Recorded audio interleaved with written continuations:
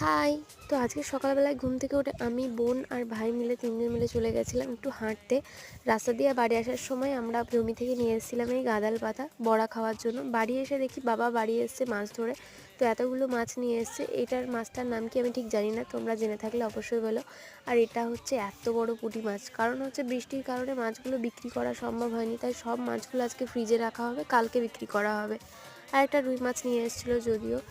তারপরে আমি চলে গেছিলাম রান্নার দিকে, ওই যে গাঁদাল পাতার বড়া করার জন্য। মা এদিকে চাল বেটে রেখেছিল, আর সাথে গাঁদাল পাতার বেটে রেখেছিল পেঁয়াজ, আদা, রসুন, লঙ্কা আর হলুদ লবণ দিয়ে ভালো করে মিক্স করে নিয়েছি। আর কড়াইতে অল্প তেল দিয়েছি, এটা অল্প তেলেই ভাজতে হয়, বেশি তেলের প্রয়োজন হয় না।